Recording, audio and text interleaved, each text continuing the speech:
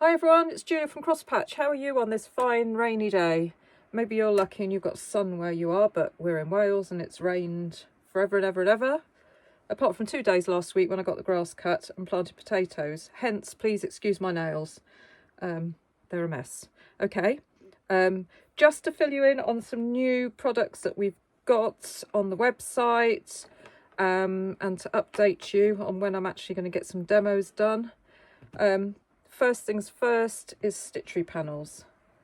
I've got 3 new Stitchery panels which I put on the website today. So the first one, this one is, I've called it Summer Garden. And then I've got 2 round ones, so 2 round roses I've called them. So there's round rose 1 and round rose 2. How original is that? Okay, so these are the panels. You get the panels, will come in an organza bag.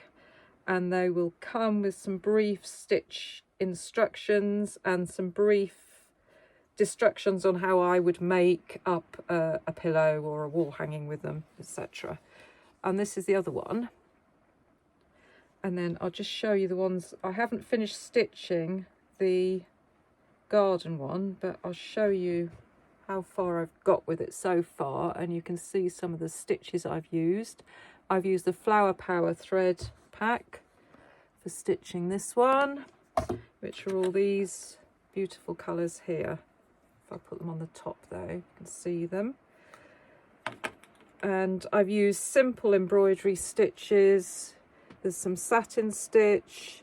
Some of the flowers I've gone round with a chain stitch. Other than that, it's just back stitch. The little thistle is sort of long and short stitch.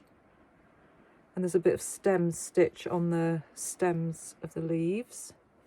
So I finished the 2 round ones, but I'm going to do a coloured version of each and a redwork version of each. At the moment I've only done the coloured version of this one and the redwork version of the other one.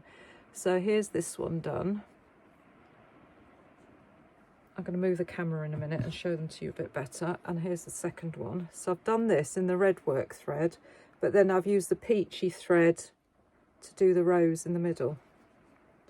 And I'm thinking they will look nice as if I make a bucket bag, but I put a lid on it. That's my general idea of what I think I'm going to do. Let's just move the camera down a bit. Okay, so you can see it a bit better. Can you hear the rain out there? It's absolutely throwing it down. So there's the redwork one, which I've used the redwork threads for. Let's get them out. So I've used one of the reds to do all of the stitching. I've used one of the darker reds, and then I've used the nice variegated, it's got a bit of salmony pink in it, to do the actual rose. And then on this one, obviously I've used the Flower Power, my favourites. So I've used this one. You can't really tell when you look at it, it looks really pale, but when you stitch out, it's pink to purple to yellow to off-white, and they're really, really pretty. And I've used the variegated multi one on the outside to go around, all around there. And then there's the blue, red, white and blue one for that flower there. And then I've used this one, it's more greens and browns to do all the leaves. The one with the turquoisey bits in, I've used on the garden stitchery. Where is that? There. That one. I've used to do that. So those are the 3 new panels. They're on the website. I'll be making stuff with them and then I'll come back and do a demo. The next new stuff, remember I showed you last time, I'd got all these French General fabrics in. Let's push this back a bit. So now I've managed to cut them up. So you've got a candy bar, you've got a mini charm, and then you've got a charm pack. And where have I just chucked that bag? There it is. The candy bars. This is always a really popular pattern and it's really easy to make and it's good for beginners because basically you use a candy bar pack and then a couple of lengths of fabric for the top of it. It's really simple to make. I am going to do a demo for this, but again I've got to do lots of this is how I made it samples, so that's coming. But this was an older range of fabric, French General, but as you can see, it's very similar to the new one. So these would be perfect to make this bag with. Okay, so that's that. Also, these fabrics, someone else asked me about my stitching roll. So this is my stitching roll pack, which is full of all my sewing bits that gets carried around everywhere with me. So it rolls up into 3. So on each bit you've got a different feature. So we've got paper pieced hexies on that bit. There's a bit of a applique there. And then on the bottom there's an applique flower. So it opens right out and you've got 1, 2, 3 pockets, which are full of, I've got glue pens and all sorts of stuff in mine. Now I've sussed out the zips. The next one I make is going to have zips on it, so that nothing falls out. But these are brilliant. I carry this everywhere. If you want to do it where the fabric's already cut, if you buy the pattern's on the website for the sewing roll. If you buy a candy bar and buy a mini charm, then the mini charms are ready for you to piece the background, and the candy bars are ready for you to do the pockets. But it's far more economical just to buy a charm pack. So the charm pack's got 50 squares in it, and there should be plenty to do the whole thing. Obviously you'll need a bit of linen to do the outer of the bag, or fabric of your choice. I'm going to do some kits for these. It's on my very long to-do list. So there we go. We'll do a demo for that, I suppose, as well. That's on the, add that to the list, the never-ending list. The other thing I was asked to show you was how to fold up star bundles. So a lady messaged me, can I show you briefly how I make these? So there's a French General one, there's a pretty Lynette Anderson one, there's a Kath Holden one. So the Kath Holden ones, you can make the little circle bags with those. Let's show you a circle bag if you don't know what I'm talking about. There's a demo of that as well available. So these are Kath Holden fabrics, lovely bright vibrant colours. That's those.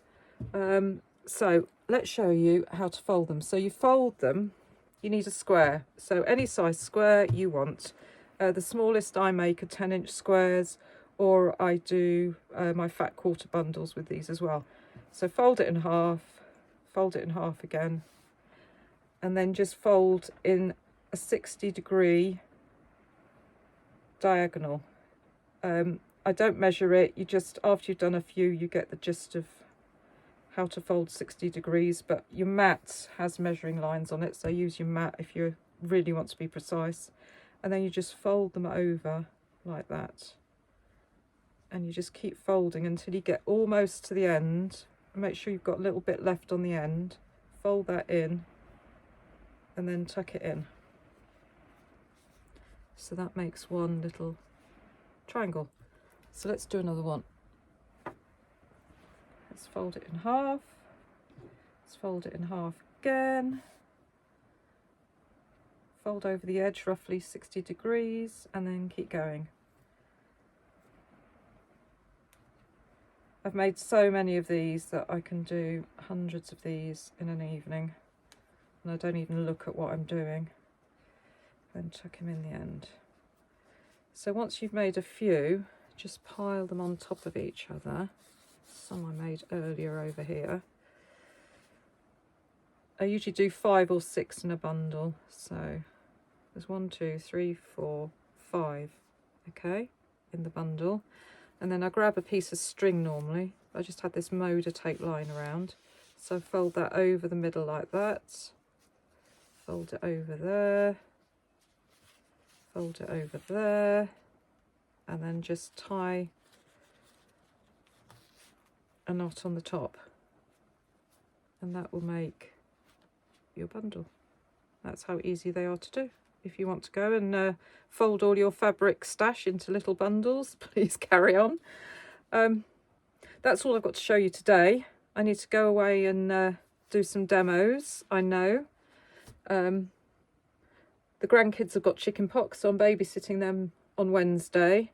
My other daughter's having a registry office on Easter Sunday because they want to go to Greece and get married properly next year, because Demetrios is Greek. So it's like, it's one of those weeks. So I'm going to do as much as I can and try and get some demos prepped at least, and then come back next week.